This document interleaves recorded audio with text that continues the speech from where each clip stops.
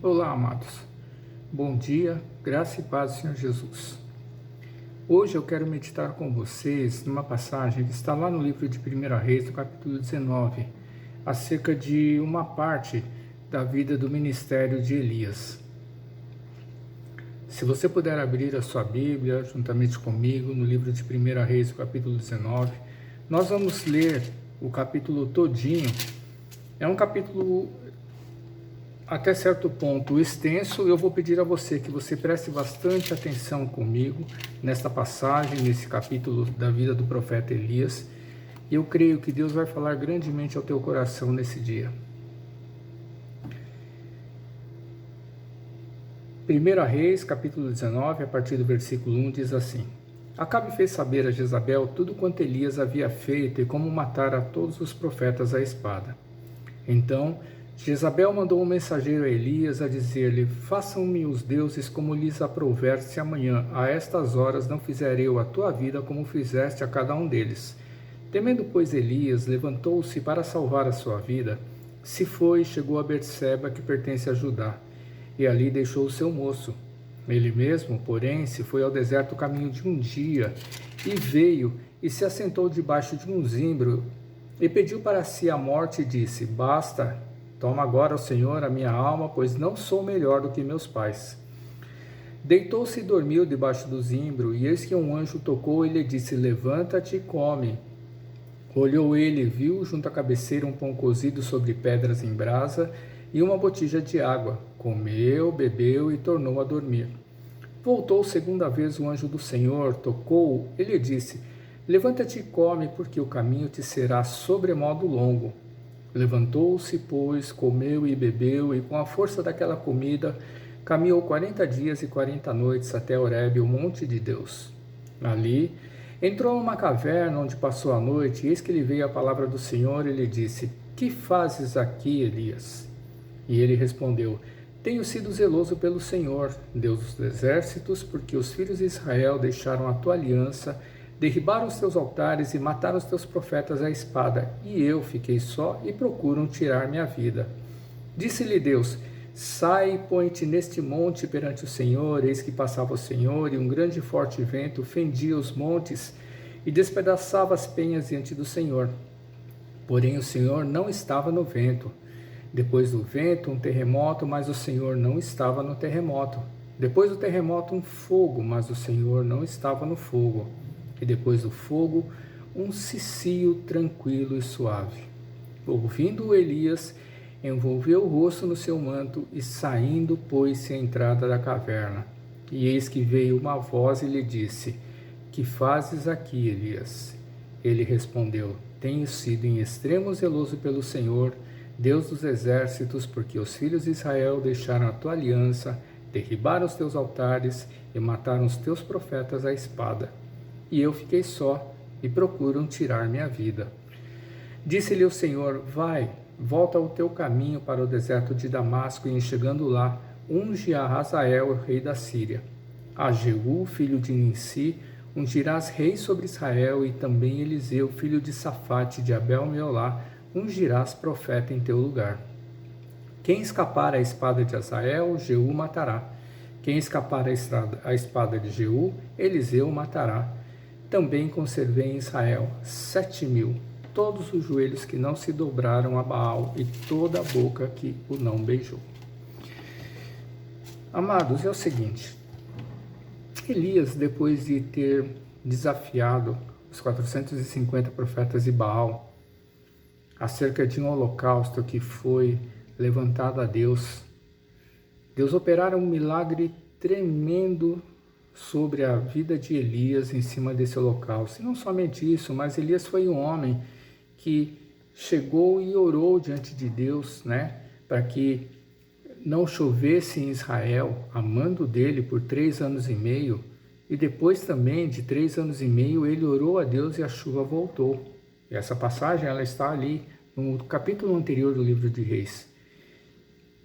E quando nós lemos essa passagem, muitas vezes nós não conseguimos entender como que um profeta, um homem de Deus, alguém que realizou milagres tremendos.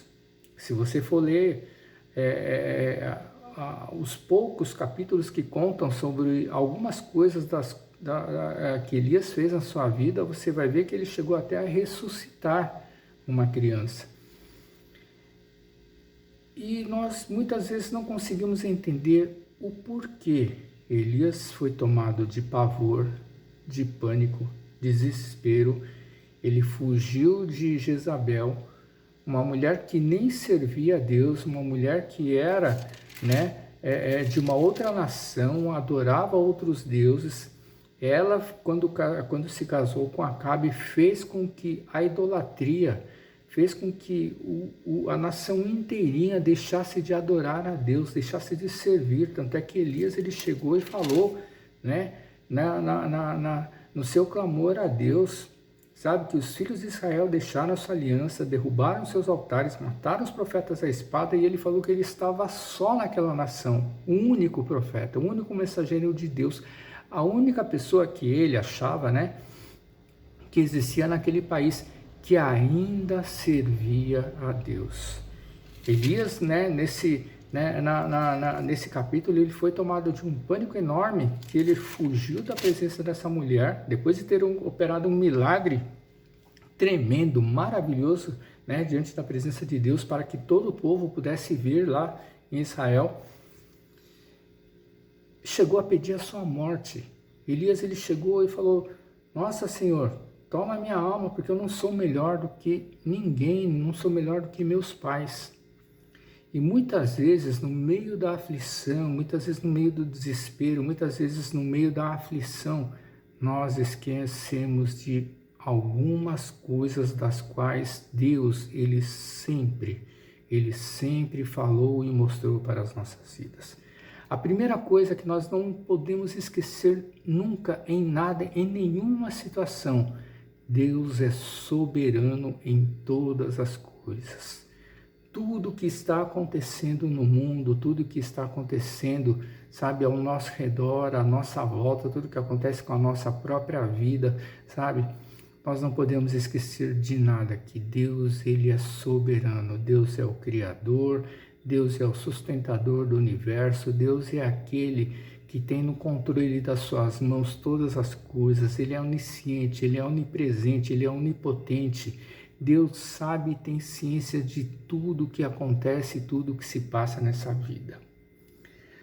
Em outra coisa, muitas vezes quando nós nos vemos sozinhos no meio da situação, nós achamos que não tem ninguém ao nosso redor, à nossa volta, que possa nos ajudar. Nós achamos que nós estamos no meio da batalha, nós estamos no meio da situação, e muitas vezes nós sentimos que o nosso fardo, nosso encargo é extremamente pesado sobre as nossas vidas. Elias ali, sabe, ele achou que não tinha ninguém, ele achou que só estava só ele, sabe, no meio daquele país, daquela nação, só ele estava lutando pela palavra de Deus. E Deus, quando ele chegou e depois que ele se revelou a Elias, depois que ele ouviu o lamento de Elias, depois que ele chegou e ouviu, Elias, ele dizer que ele estava só, Deus, ele chegou e além de ter dado ordens a ele, Deus ainda chegou e falou para ele que ele conservou em Israel 7.000, todos os joelhos que não se dobraram a Baal. Talvez você esteja se perguntando, talvez como Elias, esteja falando: onde estão esses 7.000? Irmãos, a gente não pode esquecer o seguinte: Deus, Jesus, quando Ele foi para o céu, quando Ele foi para a habitação do Altíssimo, Ele chegou e Ele deixou o Consolador, Ele deixou o Espírito Santo de Deus para as nossas vidas, com nossas vidas, para que nós não venhamos a nos sentir só, para que nós saibamos que Deus, Ele é o controlador de todas as coisas, e o Espírito Santo é muito maior do que esses 7.000 que ficaram ali naquela presença, sabe, do povo da nação de Israel com Elias. Então, se o Espírito Santo ele está conosco, já é o suficiente. Mas além do Espírito Santo, nós não podemos nunca nos esquecer. Existem intercessores pelas nossas vidas, existem pessoas que intercedem pela sua vida, que estão constantemente clamando a Deus para que Deus ele venha agir com a sua providência, com a sua mão poderosa, para que, sabe, essas pessoas, esses intercessores, essas colunas dentro da casa de Deus, elas estão orando por nós, estão orando por você, para que o Senhor ele venha fazer a tua obra, para que o Senhor ele venha chegar e estender a tua mão para te curar, para te sarar, para te direcionar, para te trazer paz, para te trazer calma, para te trazer esperança na sua vida. Nunca se esqueça, você não está só, você que já tem Cristo na sua vida, você que já foi resgatado por Jesus, você que tem a Ele como Senhor e Salvador da sua vida, você nunca está só nessa caminhada. Por mais que você ache, por mais que você pense, você nunca está só nessa caminhada. Outra coisa, irmãos, sabe, a oração, a nossa oração, talvez, a palavra de Deus ela não diz, mas talvez naquele momento de desespero de Elias, talvez tivesse faltado a oração. Não se esqueça, Elias ele era um profeta de Deus. E sabe qual é um dos ofícios do profeta de Deus?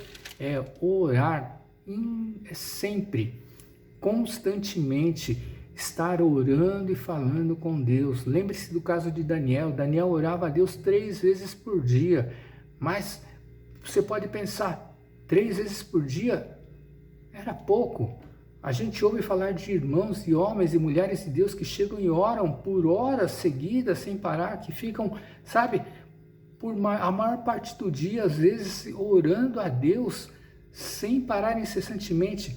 Mas Daniel, quando ele chegava naquele momento das suas 3 orações diárias, ele parava tudo na sua vida.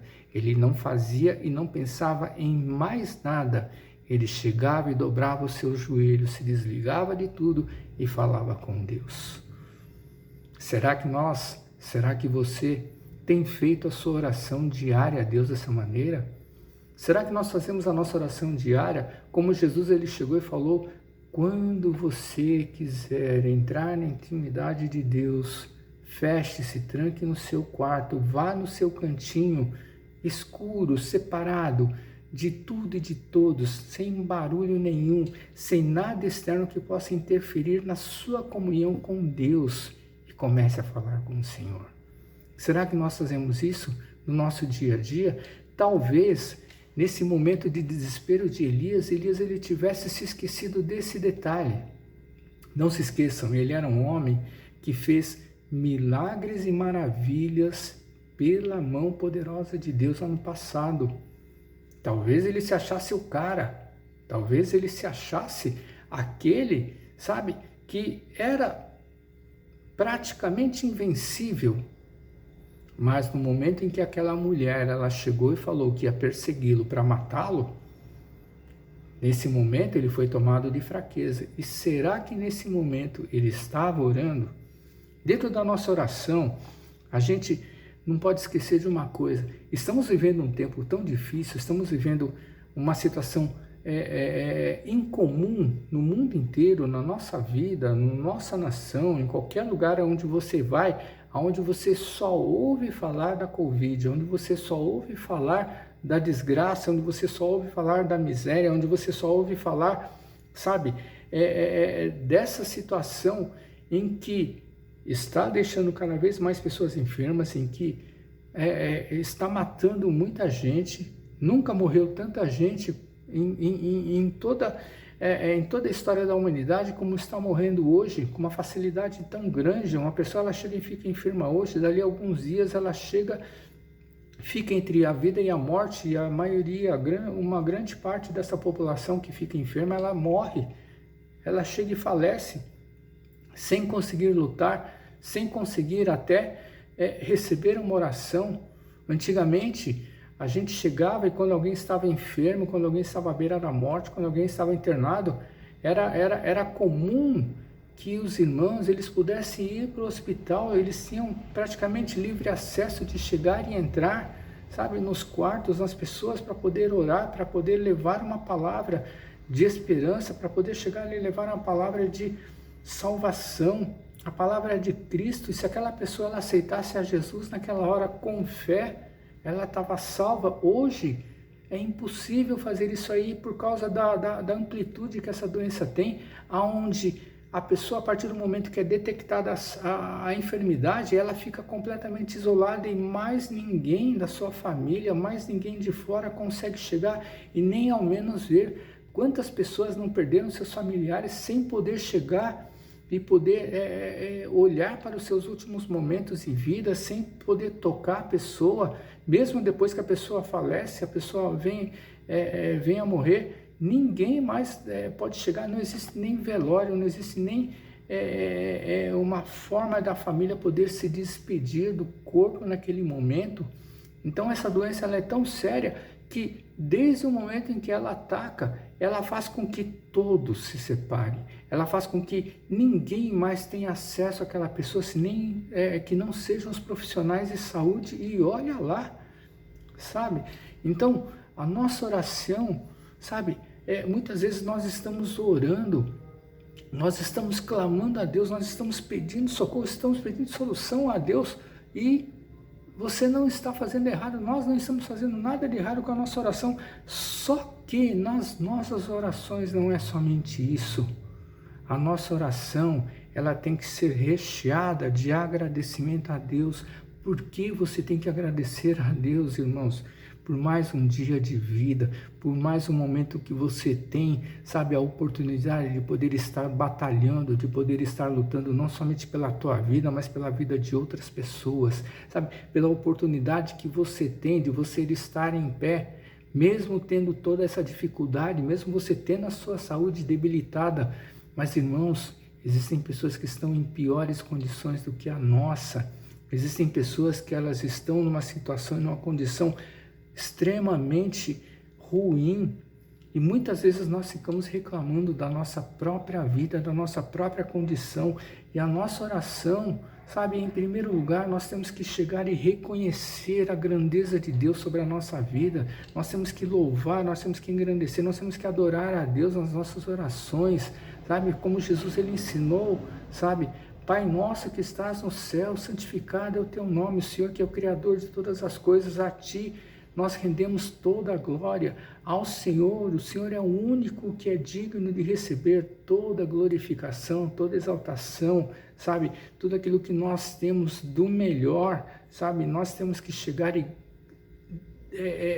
declarar e acreditar a Deus. Ele que tem o controle de todas as coisas. Paulo ele nos ensinou que nós temos que dar graças a Deus em tudo. Por mais que você não enxergue nada na sua mão, dê graças a Deus. Obrigado, Senhor, por mais esse dia. Obrigado, Senhor, porque o Senhor é o nosso Criador. O Senhor criou os céus, a terra. O Senhor chegou e criou o homem. O Senhor criou a mulher. O Senhor criou a vida. O Senhor nos deu a vida. E mesmo nós sendo falhos, mesmo nós tendo falhado, o Senhor chegou e por amor a si, por amor do teu santo nome, por amor das nossas vidas, desde já, no momento da criação, já preparou, já preordenou a Cristo como Senhor e Salvador de todo o universo, sabe? Nós temos que chegar e agradecer a Deus, sabe, pela força que Ele nos dá. Irmãos, vocês não têm noção, muitas vezes a gente não tem noção que dentro de nós tem a força de Deus. Muitas vezes nós não acreditamos que pela nossa oração, pela fé, em nome de Cristo, podemos realizar milagres sobrenaturais. E ainda por cima, muito mais do que isso, muito mais do que um milagre, nós temos a palavra de Deus sobre a nossa vida. Jesus nos deu uma missão de nós levarmos a sua palavra, de nós levarmos o teu evangelho, de nós anunciarmos o reino de Deus, de nós anunciarmos a salvação para todo aquele que crê, para todo aquele que chegar e ao receber essa palavra, crendo em Jesus, tem a vida eterna como nós temos. E muitas vezes nós estamos parados, a porta da igreja, se vocês forem se lembrar, já está praticamente fechada há 1 ano. E nós, antes desse 1 ano todo estar fechado, toda a movimentação do povo de Deus, toda a movimentação que a gente fazia em prol do Evangelho, a gente centralizava tudo na igreja. E a partir do momento em que a igreja fechou as suas portas, ficamos perdidos, ficamos sem saber o que fazer. Estamos todos dentro de casa, orando. Só que o Evangelho não é só de oração, mas é de atuação. O Evangelho, a palavra de Deus, sabe, é de nós chegarmos e ir atrás das pessoas e nós levarmos a palavra de Deus. E muitas vezes nós estamos fazendo o quê? Temos, graças a Deus, né, nos dias de hoje, nós temos a mídia para chegar e poder levar essa palavra, como estou fazendo agora, como muitos têm feito já há muito mais tempo do que eu. Mas é somente isso, não é, sabe? Na nossa oração, nós temos que chegar e lembrar de uma coisa: nós pedimos, nós falamos com Deus da maneira que nós queremos, nós falamos e pedimos a Deus para que Ele ministre e Ele estenda a sua mão para curar, para salvar, para sarar, para abençoar, mas nós nos esquecemos de uma coisa: tudo nós podemos pedir a Deus, mas nós temos que chegar e falar para Deus que seja feita a sua vontade. Na oração do Pai Nosso, Jesus nos ensinou isso. E não se esqueça que nos seus últimos momentos, quando Jesus ele subiu no monte, ele chegou e começou a orar e clamar a Deus, sabe? Ele chegou e se derramou na presença de Deus. Naquele momento ele chegou: Pai, se possível for, afaste de mim esse cálice, mas acima de todas as coisas, seja feita a tua vontade na minha vida. E Jesus, ele teve e cumpriu a vontade de Deus e foi para aquela cruz e morreu em favor de nós, e morreu para que nós fôssemos vivos, para que nós fôssemos ressuscitados e para que nós fôssemos salvos e tivéssemos, sabe, o direito de poder habitar na eternidade com Ele, habitar na eternidade com o Pai. Então, irmãos, nós temos que pedir com fé, nós temos que orar a Deus e clamar a Ele e pedir a Ele o socorro, sabe? Pedir que Ele faça o impossível na vida dos nossos irmãos, na vida dos nossos entes queridos, na vida dessas pessoas que estão sofrendo na nossa vida. Mas, acima de todas as coisas, irmãos, nós temos que falar na nossa oração: Senhor, a nossa vontade é essa, o nosso pedido para o Senhor é esse, mas acima de todas as coisas, seja feita a tua vontade, Senhor, porque tu és o Deus soberano, o Senhor sabe o que é melhor para cada um de nós, o Senhor sabe aonde nós devemos nos corrigir diante da tua presença. Nós temos que sempre estar pedindo perdão a Deus, sabe, irmãos, e não pedindo somente perdão de boca para fora. Nós temos que pedir perdão a Deus, sabe, nas nossas orações, de tantas coisas que nós fazemos, ou de tantas coisas que nós deixamos de fazer, ou de tantas coisas que nós, sabe, colocamos de lado na nossa vida devocional com Deus para fazer outras coisas. E nós temos que chegar e estar sempre, sabe, debaixo da graça e da mão poderosa de Deus, reconhecendo que nós não somos nada. A nossa oração hoje, sabe, mais do que nunca, nós temos que reconhecer que nós estamos completamente dependentes da mão poderosa de Deus. Não que nós nunca estivéssemos, nós sempre estivemos, sabe, dependentes. Mas muitas vezes, talvez como Elias, ele foi um homem que fez tantos milagres, foi um homem que Deus operou tantas coisas através da sua vida, que talvez ele tivesse se achado cara. E em toda essa situação que está acontecendo no mundo, em todas essas coisas, essa correria para tudo quanto é lado, em se buscar uma vacina, em se buscar uma solução para que exista a cura, não somente de uma pessoa, mas de toda uma humanidade, sabe? Todos, principalmente aqueles, sabe, que são filhos de Deus. Hoje nós temos uma visão bem diferente do que nós tínhamos há um ano atrás. Até um ano atrás, nós achávamos, pelo menos eu achava, que quando alguém estava enfermo, a gente chegava e orava com fé, a gente botava a igreja para clamar, a gente botava, sabe, um povo inteirinho para chegar e levantar um clamor de Deus, e muitas vezes nós íamos à cura de uma ou de outra pessoa que nós intercedíamos. Hoje são tantas pessoas que nós temos que interceder, são tantas vidas que nós temos que chegar e clamar diante da presença de Deus, e ouvimos tantas notícias negativas, ou seja, sabe, se antigamente você orava por 10, hoje você ora por 100, por 1000, por 10.000, e quando você chega e você começa a orar, você começa a pedir por esses 100, por esses 1000, por esses 10.000, você começa a ver que dia após dia, sabe, hora após hora, minuto após minuto, você começa a enxergar que vidas e mais vidas têm sido ceifadas, vidas e mais vidas têm perdido, sabe, a sua vida, tem perdido a sua condição e tem, sabe, expirado desse mundo. E nós chegamos, e hoje nós cada vez mais, nós, numa análise introspectiva que nós temos que fazer, nós vamos enxergar que estamos dependentes 100%, como sempre estivemos, mas muito mais agora conseguimos enxergar que nós dependemos de Deus acima de todas as coisas nas nossas vidas. E por último, nas nossas orações, nós temos que chegar e fazer como o profeta Abacuque. Ele chegou e falou com Deus na sua oração: Senhor, aviva a tua obra. Aviva a tua obra nas nossas vidas. Aviva a tua obra, sabe, através das nossas vidas, que nós conhecemos o teu evangelho, que nós conhecemos a tua palavra. Aviva a tua obra nas nossas vidas para que nós não venhamos a ficar parados. A igreja pode estar de portas fechadas, mas o povo de Deus não pode ficar parado. O povo de Deus, ele tem que continuar caminhando. De que maneira, irmãos?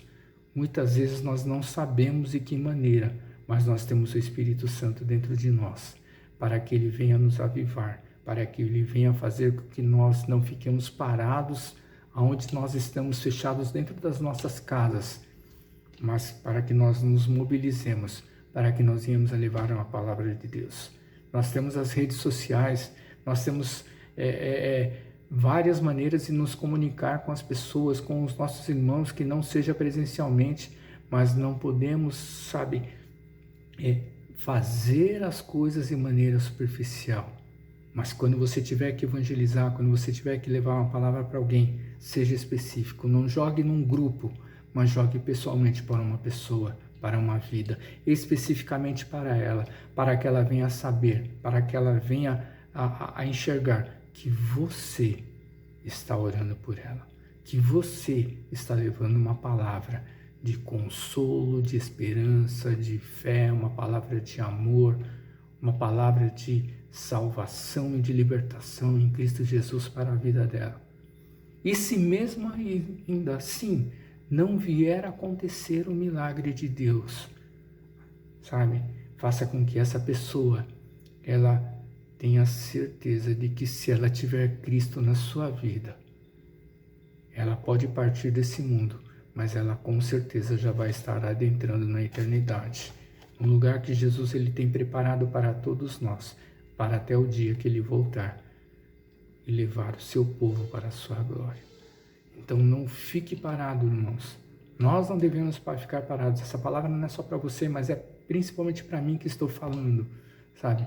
Não fiquemos parados, mas nós venhamos a de alguma maneira, pelo Espírito Santo de Deus, ore e peça a Deus, peça a direção de Deus, para que você venha fazer, sabe, um pouco daquilo que Jesus ele te chamou para fazer, que é levar a palavra de salvação, de vida, de esperança e de amor para as outras pessoas, no nome de Jesus. Amém? Tenha uma semana abençoada, vamos continuar orando uns pelos outros e vamos nos mexer, não vamos ficar parados. Não é porque a porta da igreja está fechada, não é porque as autoridades fecharam as portas da igreja que nós vamos ficar parados.